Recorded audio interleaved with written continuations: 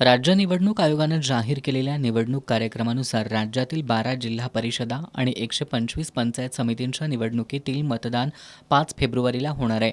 मात्र त्याच दिवशी धनगर आणि बहुजन समाजाची कुलस्वामिनी चिंचणीतील मायक्का देवीची यात्रा आहे. या यात्रेला राज्यातून लाखो भाविक येत असतात. पण त्याच दिवशी मतदान असल्यानं लाखो भाविक मतदानापासून वंचित राहण्याची शक्यता आहे.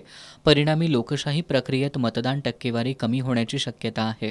त्यामुळे हा निवडणूक कार्यक्रम 4 ते 5 दिवस पुढे ढकलण्याची मागणी ओबीसी बहुजन आघाडीचे सहसचिव दिगंबर लोहार यांनी एस न्यूजशी बोलताना केली आहे. महाराष्ट्रातील धनगर समाजाचे तसेच पश्चिम महाराष्ट्रातील लाखो भाविकांचे श्रद्धास्थान असलेल्या मायक्का देवीची यात्रा 5 फेब्रुवारी रोजी आहे आणि याच दिवशी महाराष्ट्रातील 12 जिल्हा परिषद पंचायत समिती मतदारसंघामधील मतदान आहे.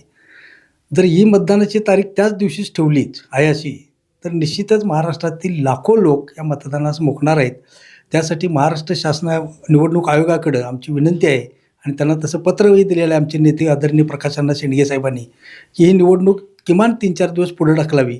कारण का ही मतदान झाल्यानंतर त्या 5 फेब्रुवारी रोजी यात्रा झाल्यानंतर पण भाविक 1-2 दिवस तिथं असतात. त्यामुळे हे मतदान पुढे ढकलणे सोयीस्कर होईल, नाहीतर हे मतदानास मुकणार आहेत. राज्यातील जिल्हा परिषद आणि पंचायत समितींच्या निवडणुकीचा कार्यक्रम पुढे ढकलण्याची मागणी ओबीसी बहुजन आघाडीचे अध्यक्ष माजी आमदार प्रकाश शेंडगे यांनी राज्य निवडणूक आयोगाचे आयुक्त दिनेश वाघमारे यांच्याकडे मेलद्वारे केली आहे.